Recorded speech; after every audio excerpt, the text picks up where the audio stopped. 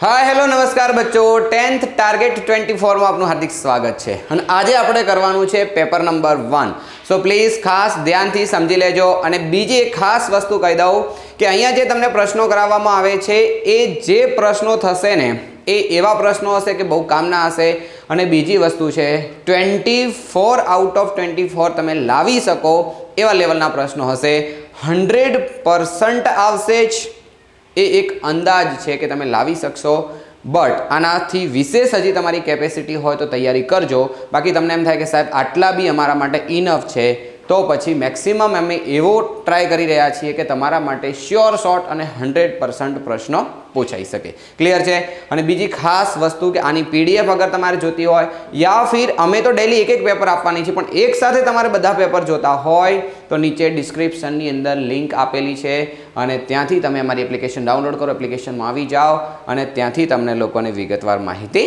મળી જશે તો ચલો આપણે સ્ટાર્ટ કરીએ સૌથી પહેલું છે કે આધુનિક આવર્ત કોષ્ટકમાં એક તત્વની ઇલેક્ટ્રોન રચના 2 8 અને 10 2 8 10 मतलब 16 નંબરનું તત્વ થાય કારણ કે પહેલી કક્ષામાં 2 બીજીમાં 8 અને ત્રીજીમાં 6 તો સિમ્પલ છે કે એ શું હશે એનો નંબર જે છે એ કેટલો હશે 16 હશે પણ અહીંયા પ્રશ્ન શું પૂછ્યું છે તો તે આ તત્વ કયા નંબરની કયા સમૂહમાં આવેલું છે એવો પણ પ્રશ્ન પૂછ્યો છે તો તમારે આનો સમૂહ પણ ખાસ નક્કી કરવાનો છે હવે કોઈને એમ થશે કે સમૂહ કેવી રીતે નક્કી કરવાનો તો તમારા લોકોએ ઊભા ટોટલી કેટલા 18 સમૂહ છે અને એ 18 સમૂહની અંદર કયા નંબરમાં છે એ તમારા લોકોએ આને શોધવાનું અને અમુક જે છે એ તમારે યાદ બી રાખવા પડશે અને વિશેષ એ તમને આવર્ત કોષ્ટકની અંદર માહિતી પૂરી ખબર પડશે હવે એ તમારે આખું ભણવું પડે પણ અત્યારે હું એટલા ડિટેલમાં અહીંયા જતો નથી પછી વાત કરીએ કે શરીરના કયા અંગની અંદર રુધિર ઓક્સિજન યુક્ત થાય છે ઘણા બધા લોકો છે ને એ હૃદય લખતા હોય છે બચ્ચો હૃદયની અંદર આ જે ટોપિક છે ને જો ડાબા જેમ આમ હોઈએ ને ત્યારે આ બાજુથી જ્યારે રુધિર આવશે તો એ શું હશે ડાબુ કર્ણક ડાબુ ક્ષેપક એની અંદર ઓક્સિજન વાળું હોય પણ જ્યારે શરીરના જુદા જુદા ભાગોમાંથી યાની કે અગ્ર મહાશિરા અને પશ્ચિમ મહાશિરામાંથી જ્યારે રુધિર આવશે ત્યારે કાર્બન ડાયોક્સાઇડ વાળું હોય છે મતલબ હૃદયની અંદર શુદ્ધ રુધિર નથી હોતું તો કઈ જગ્યાએ શુદ્ધ થાય છે અગર એની વાત કરીએ તો કઈ જગ્યાએ ઓક્સિજન યુક્ત બને છે મતલબ એની અંદર ઓક્સિજન ક્યારે આવશે તો આ પ્રક્રિયા વચ્ચે ફેફસાની અંદર થાય છે રીઝન કારણ કે ફેફસાની અંદર ઓક્સિજન જે છે એ ગ્રહણ કરશે અને કાર્બન ડાયોક્સાઇડ આપી દેશે ત્યારે આવું થાય છે આગળ વાત કરીએ કે કલિકા સર્જન દર્શાવતી એક કોષી ફૂગ કઈ છે તો એની અંદર આવશે ઈસ્ટ હવે આ તમારે યાદ રાખવાનું આમાં કંઈ વિશેષ સમજૂતી નથી માનવીના હાથ સાથે માછલીનું કયું અંગ સમમૂલક છે સમમૂલક એટલે શું તો સમાન પૂર્વજોમાંથી જન્મેલા હોય સમાન લક્ષણો ધરાવતા હોય બડા પર્યાવરણની અંદર રહેવા માટે અલગ અલગ કાર્યો કરતા હોય રચના સરખી કાર્યો જુદા તો આપણે એને શું બોલીએ છીએ સમમૂલક અંગો કહીએ છીએ અને જે આવશે મીન પક્ષ નેક્સ્ટ વાત કરીએ કે માનવ આંખના કયા ભાગ પર વસ્તુનું પ્રતિબિંબ રચાય છે વેરી સો સિમ્પલ નેત્રપટલ એ પણ એકદમ બિલકુલ અગર થિયરી બેઝ ક્વેશ્ચન છે તમને થિયરી આવડે તો તરત જ ખબર પડી જાય નીચેના પૈકી કયા ઉર્જા સ્ત્રોત પ્રદૂષણ રહિત ગણાય છે તો જો પવન તો પવનથી કોઈ પ્રદૂષણ ફેલાતું નથી અશ્મિ બળતણ કીધું છે તો અશ્મિ બળતણ છે એ તો પ્રદૂષણ ફેલાવે છે કારણ કે એની અંદર કાર્બન ડાયોક્સાઇડ કાર્બન હોય પછી ઓક્સિજન સાથે પ્રક્રિયા કરીને પ્રદૂષણ ફેલાવશે ન્યુક્લિયર ઉર્જા જે છે તો ઘણા બધા લોકો ન્યુક્લિયર ઉર્જા બી સિલેક્ટ કરતા ન્યુક્લિયર ઉર્જા કેવી રીતે તો ન્યુક્લિયર ઉર્જાની પ્રક્રિયા થયા બાદ જે આવશે શું વધશે એનો સંગ્રહ અને એનો નિકાલ એ શું છે પ્રદૂષણયુક્ત છે પર્યાવરણને હાનિકારક છે અને સૌર ઉર્જા તો આની અંદર બચ્ચો 2 તમારા સાચા જવાબ છે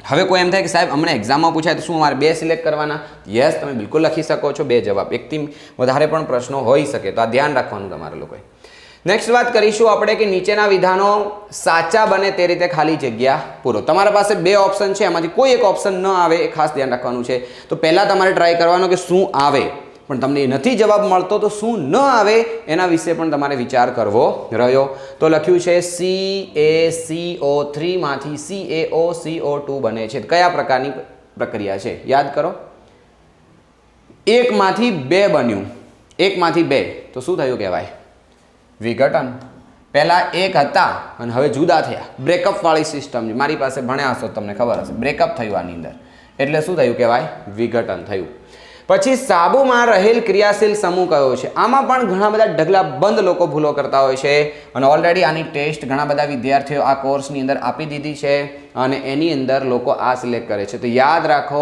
અહીંયા જે તમારી પાસે લખેલું છે ને CaANA એ શું છે? કાર્બોક્સિલિક સમૂહનો સોડિયમ ક્ષાર છે. એ સાબુમાં હોય, જ્યારે આ જે છે ને એ ક્યાં હોય છે? પ્રક્ષાલકોમાં હોય છે. માટે આ ખાસ યાદ રાખજો. પછી આનુવંશિકતાના અભ્યાસ માટે વ્યવસ્થિત પ્રયોગો સૌપ્રથમ કોણે કર્યા હતા? હવે એ તો આખો પાર્ટ છે યાર, હાવ સિમ્પલ કહેવાય. કેટલા બધા પ્રયોગો વિશે કેટલા બધા પેજ છે મેન્ડેલના, તો એ તો તમે થોડું બી અગર ધ્યાન રાખ્યું બુકમાં તો આરામથી આવડી જાય. પછી સક્રિયતા શ્રેણીમાં તળિયે રહેલી ધાતુ. સૌથી પહેલાં સક્રિય, મધ્યમ સક્રિય અને ઓછી સક્રિય છે. તો તરત જ તમને ખબર પડી જાય કે ઓછી સક્રિય આનો કરેક્ટ આન્સર છે.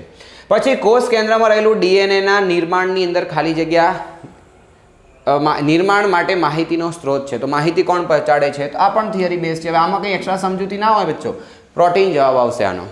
પછી ખાલી જગ્યા પ્રતિબિંબો પડદા પર મેળવી શકાય છે. કેટલું સરળ કહેવાય, વાસ્તવિક. કારણ કે વાસ્તવિક હશે તો જ પડદા ઉપર મેળવી શકાય ને. આભાસી એ તો અંદાજ લગાવવાનો છે કે અહીંયા હોઈ શકે, બાકી વાસ્તવની અંદર એને કોઈ પડદા ઉપર ક્યારેય ઝીલી શકાતું નથી. તો હવે આગળ વધીએ. ફુફ્ફુસ ધમનીઓ ઓક્સિજન યુક્ત O2 નીચે આવશે, યુક્ત રુધિર વહન કરે છે. ધ્યાનથી સમજી લેજો, ફુફ્ફુસ ધમની હોય ક્યાં?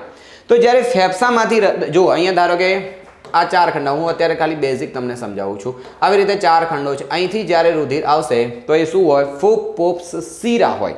ફુફ્ફુસ શિરા, 2 શિરા હોય. હવે ફુફ્ફુસ શિરા જ્યારે રુધિર આવે ને તો એની અંદર શું હશે? ઓક્સિજન યુક્ત રુધિર હશે, કારણ કે કાર્બન ડાયોક્સાઇડ આપે છે ને ઓક્સિજન લઈ આવે છે. બટ જ્યારે શરીરના જુદા જુદા ભાગોમાંથી અગ્ર મહાશિરા અને પશ્ચિમ મહાશિરા દ્વારા રુધિર આવે, જમણા કર્ણકમાં જમણા ક્ષેપકમાં જાય અને પછી જ્યારે શુદ્ધ થવા માટે જ્યારે ફેફસામાં જાય છે ત્યારે ફુફ્ફુસ ધમની હોય. તો ધમનીની અંદર કાર્બન ડાયોક્સાઇડ યુક્ત રુધિર હોય છે. ધમની એટલે ફુફ્ફુસ ધમનીની વાત છે, બીજી બધી ધમનીની વાત કરતા નથી. તો અહીંયા લખ્યું છે ફુફ્ફુસ ધમનીની અંદર ઓક્સિજન યુક્ત રુધિર વહન કરે છે. તો આ વાક્ય કેવું થઈ જશે? ખોટું થઈ જશે. તો તમારા લોકોએ જ્યારે લખો છો ને બોર્ડની એક્ઝામ, તો એની અંદર તમારા લોકોએ શું કરવાનું છે? માત્ર જવાબ લખવાના હશે. તો આવી ચોકડી કરશો તો સ્વીકાર્ય નથી. ધ્યાન રાખજો. જો કે માર્ક્સ મળી બી જાય, બટ મારા હિસાબે હું એવું માનું છું કે તમારે ત્યાં ચોકડી ના કરવી જોઈએ. તમારે ત્યાં આવું લખવું જોઈએ, ખરું કે ખોટું. તો તમારે અહીંયા જવાબ લખવો પડશે. શું આવશે? ખોટું. ડાયરેક્ટ ચોકડી કરવી નહીં. નેક્સ્ટ વાત કરીએ કે મિથેનોલનું બંધારણીય સૂત્ર. મિથેનોલ, આલ્કોહોલ, મિથેનોલ, ઇથેનોલ, આખી સિરીઝ જે છે આલ્કોહોલ એટલે પાછળ શું આવશે? OH. તો એનો સમૂહ તો કમ્પ્લીટ છે. હવે તમારે ગણવી પડે કાર્બનની સંખ્યા. તો કાર્બનની સંખ્યા કેટલી છે? Methanol, methane, ethane, propane, butane, pentane, hexane. Methane યાની 1. તો એક કાર્બન છે, બિલકુલ દેખાય જ છે. તો આ વાક્ય કેવું થઈ જશે? ખરું. યાદ રાખજો, ઘણા બધા વિદ્યાર્થીઓએ પેપર સોલ્વ કરીને અમને મોકલ્યા છે, તો એની અંદર એ લોકો ખરું અને ખોટું ચોકડી, રાઈટ અને ખોટું એવું કરે છે. સો પ્લીઝ એમાં ધ્યાન રાખજો. પછી ઓપ્ટિશિયનને ચશ્માની બનાવટમાં વપરાયેલ શુદ્ધિકારક લેન્સનો પાવર -4 ડાયોપ્ટર છે, તો તે લેન્સનો પ્રકાર બહિર્ગોળ હશે. યાદ રાખો, અહીંયા તમારા લોકોએ કેટલી વસ્તુ ધ્યાન રાખવાની છે. અંતર્ગોળ હોય ને, અંતર્ગોળ, તો એની જે ડાયોપ્ટર છે કેવો આવશે? તો એની જે ત્રિજ્યા છે શું આવશે? ઋણ આવશે. અને જ્યારે બહિર્ગોળ હશે તો ધન આવશે. હવે અમુક લોકોને એમ હોય કે સાહેબ અમારે તો આ મિક્સ થઈ જાય છે. અગર મિક્સ થતું હોય તો બચ્ચો અહીંથી યાદ રાખો, બ અને દ, અને અહીંયા શું આવશે? અ અને રૂ. એની અંદર બે સ્કીમ છે, સ્વર અને વ્યંજન. તો અ અને રૂ બંને સ્વર છે અને બ અને ધ એ શું છે? વ્યંજન છે. તો એક વખત મગજમાં આવી રીતે તમે યાદ રાખશો તો બહિર્ગોળ લેન્સ તો ધન, અંતર્ગોળ લેન્સ તો ઋણ. અબ સોચો ધ્યાન से, આ માઇનસ છે. અગર ઋણ હોય તો શું હોવું જોઈએ? અંતર્ગોળ. પણ અહીંયા શું આપ્યું છે? બહિર્ગોળ. માટે આ વાક્ય કેવું થશે? ખોટું થશે. ઓકે, આટલી વસ્તુ ખાસ ધ્યાન રાખવાની. નેક્સ્ટ વાત કરીએ કે મગજનો અનુમસ્તિષ્કનો ભાગ શરીરની સ્થિતિને સમતુલન રાખવાનું કામ કરે છે. હવે એ તો હાવ થિયરી બેઝ પ્રશ્ન થઈ ગયો યાર, ખરું આવશે બરાબર, એમાં કંઈ સમજૂતી ના હોય. પછી આગળ વાત કરીએ કે ક્લોરીનની બાહ્યતમ ફ્લોરિન છે, ફ્લોરિનની બાહ્યતમ કક્ષામાં કેટલા ઇલેક્ટ્રોન હોય? ફ્લોરિન બતાવો જી. તો ફ્લોરિન હશે તો શું આવશે? આટલા સુધી રાખીશું. ફ્લોરિન હા, હી, લી, કા, ના, ઓ, ફ, ની. ની નિયોન 10 નંબરનું તત્વ છે, એને આગળ એટલે 9 નંબર. હવે અગર 9 નંબરનું તત્વ હોય તો શું થશે? જો આની તમને બતાવું તો 2 અને 7. તો કેટલા થશે 7 બાહ્યતમ કક્ષાની અંદર 7 ઇલેક્ટ્રોન રહેલા છે તો અહીંયા આપણે શું લખી શકીએ 7 યાદ રાખજો વ્યવસ્થિત રીતે યાદ કરવું જરૂરી છે 7 અને આની સિરીઝ પણ તમારે યાદ રાખવી કમસે કમ 1 થી 20 તો ખબર જ હોય હા હીલી બેબો 5 તો યાદ રહી ગયા બરાબર કાના ઓફની બીજા 5 યાદ રહી ગયા સો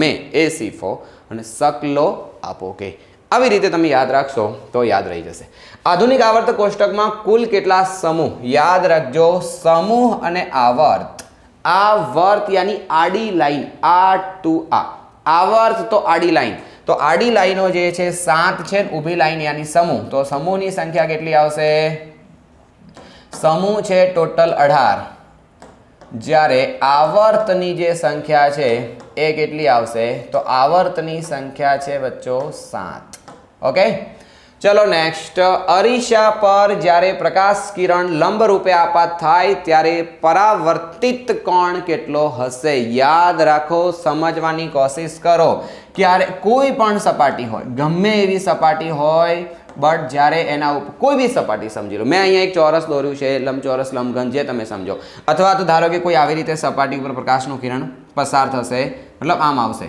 અહીંયા શું કીધું છે પરાવર્તિત યાની રિવર્સ લેવાનું છે અને જ્યારે આ છે સપાટી અને આને કહેવાય સપાટીને દોરેલો લંબ એટલે કે સપાટી ઉપર જ્યારે 90 અંશના ખૂણે પ્રકાશનું કિરણ આપાત થશે તો જેટલા ખૂણે આપાત થાય એટલા જ ખૂણે પરાવર્તિત થશે તો પ્રકાશનું કિરણ આ જે હતું એના ઉપરી બીજું કિરણ છે હવે સમજો કે અગર અહીંયા હોય ને આ કિરણ અહીંયા છે અહીંયા થશે તો અમુક ખૂણો બનાવશે અગર અહીંયા હશે તો હજી અમુક ખૂણો બનાવશે અગર અહીંયા હશે તો હજી અમુક ખૂણો બનાવશે પણ આ તો એના ઉપરી છે તો શું થશે કોઈ ખૂણો બનતો નથી માટે શું આવશે 0 અંશનો હશે પછી વાત કરીએ કે વિદ્યુત પરિપથમાં બેટરીની સંજ્ઞા કેટલીય વખત મેં ભણાવ્યું ત્યારે કહી રાખ્યું છે કે સંજ્ઞાઓ કોઈ પણ એક પૂછાવાની ખાસ શક્યતા છે તો સૌથી પહેલા એક મોટું લીટું એક નાનું એક મોટું લીટું એક નાનું ફરી એક મોટું લીટું એક નાનું આવી રીતે અહીંયા એક જોડી દેવાની અહીંથી અને આ બધાને વચ્ચે કનેક્શન તમારે જોડવાનું એક બાજુ પ્લસ લખવાનું તો બીજી બાજુ શું આવશે માઇનસ તો આ થઈ ગઈ બેટરીની સંજ્ઞા 3 તમારે કોષ કરવા એક હશે કોષ કહેવાય ઘણા બધા કોષ ભેગા થાય ત્યારે બેટરી બને તો એક નહીં દોરતા અમુક લોકો ખાલી બસ આવું જ લખી દે તો આને કોષ કહેવાય બેટરી ના કહેવાય સો પ્લીઝ એમાં ધ્યાન રાખજો અને પર્યાવરણનો મુખ્ય ક્રિયાત્મક એકમ તો કોણ હશે તો નિવસન તંત્ર બરાબર તો આની અંદર પણ કંઈ ખાસ યાદ રાખવા જેવું છે એની કોઈ થિયરી સમજવાની જરૂર નથી ક્રિયાત્મક એકમ છે તો જે આખું પર્યાવરણ બનાવે છે એની અંદર ક્રિયાઓ કરતું કોણ છે તો ક્રિયાઓ કરે નિવસન તંત્ર જેની અંદર બધી ક્રિયાઓ થાય છે પછી મેગ્નેશિયમ ક્લોરાઇડમાં કેટલા આયનીય બંધ હોય છે આયનીય બંધ એટલે કે એકલ બંધ દ્વિબંધ ત્રિબંધ કેટલા આયનીય બંધ હશે તો યાદ રાખો કે મેગ્નેશિયમ જે છે ને એ મેગ્નેશિયમ શું છે તો +2 કહેવાય અને જે Cl છે શું કહેવાય -1 यानी कि मैग्नीशियम जे छे ए 2 इलेक्ट्रॉन की भागीदारी करशे एक क्लोरीन साथे करशे अने बीजा पण एक क्लोरीन साथे करशे तो टोटल केटला बंध थया 2 आयनीय बंध थया तो अहींया आपणे शुं लखीशुं 2 बंध अने नेक्स्ट बात करिए कि अमृता देवीए कया वृक्षोना रक्षण माटे बलिदान आप्युं हतुं तो खेजरी अथवा खेर एवुं तमे लखी शको छो खेजरी अने खेर अने बीजो याद राखजो 2 मार्क्सनी अंदर आनो लांबो प्रश्न पूछाय आखी हिस्ट्री क्यारे थयुं हतुं केटला लोको हता कई जग्याए बनी थी घटना आ दरेक वस्तुनी तमने याद होवुं जोईए कारण के स्पेशली आनो 2 मार्क्सनो प्रश्न पूछाई शके छे अने छेल्ले एक जोड़कું આવી ગયું છે बच्चों के टेस्टेस्टेरोन इस्ट्रोजन और प्रोजेस्टेरोन आ 3 प्रकारना स्त्राव छे एनी अंदर टेस्टेस्टेरोन जे छे ए पुरुषमां होय यानी शुं आवशे शुक्रपिंड आवशे ज्यारे इस्ट्रोजन अने प्रोजेस्टेरोन छे ए बंने स्त्रीमां आवशे माटे अहींया आवशे अंडपिंड अने जे स्वादुपिंड छे ए स्वादुपिंड आ बंनेमांथी कोई उत्पन्न करे नहीं ए तो इंस्युलिननो अंतःस्राव उत्पन्न करशे के जेनाथी डायाबिटीसने संतुलित राखे छे तो आवी रीते सरस मजानो आपणो पहेलो प्रश्नपत्र जे छे पूरुं थई गयुं छे हवे आनी अंदर सिम्पल वस्तु समजवानी छे 24 प्रश्नो छे केटलो टाइम थयो તો તમે સમજી શકો છો સમથિંગ 15 મિનિટનો વિડીયો બન્યો છે. હવે આ 15 મિનિટની અંદર મેં તમને 24 પ્રશ્નો સોલ્વ કરાયા, તો મેં સમજાયું પ્લસ લખાય. અગર તમે લોકો પ્રોપર તૈયારી કરશો તો તમારો આ સેક્શન લગભગ 12 મિનિટની અંદર પૂરો થઈ જશે. તો તમે વિચાર કરો, 24 પ્રશ્નો, યાની કે તમે ડબલ ટાઈમ આપો ત્યાં સુધી પરીક્ષામાં ક્યારેય ટાઈમ ન ખૂટે. તો આ તો તમારી પાસે ઉપરથી અડધા ટાઈમની અંદર કામ પૂરું થઈ જશે. તો ટાઈમ ખૂટવાની તમને લોકોને અગર બીક લાગતી હોય તો સેક્શન એની અંદર ટાઈમ બચાવજો, જેમ બને એમ ઓછામાં ઓછા ટાઈમમાં પૂરું કરજો, જેથી લાંબા પ્રશ્નો લખવા માટે તમારી પાસે ફુરસતી ટાઈમ મળશે. ક્લિયર? તો ચલો, અને હા, ખાસ યાદ રાખજો, બહુ જ ઇમ્પોર્ટન્ટ સિરીઝ છે અને ડેલી ટુ ડેલી નવો વિડીયો જે અમે અપલોડ કરીએ છીએ ખાસ જોતા રહેજો. અને આના પેપર એડવાન્સમાં ટોટલી જોતા હોય તો નીચે અમારી સાથે જોડાઈ અને તમે અભ્યાસ કરી શકો છો. અને તમારા મિત્રોને શેર કરજો અને સબસ્ક્રાઈબ કરવાનું ભૂલતા નહીં. મળીએ કાલના નવા વિડીયોમાં. Thank you so much. Bye bye.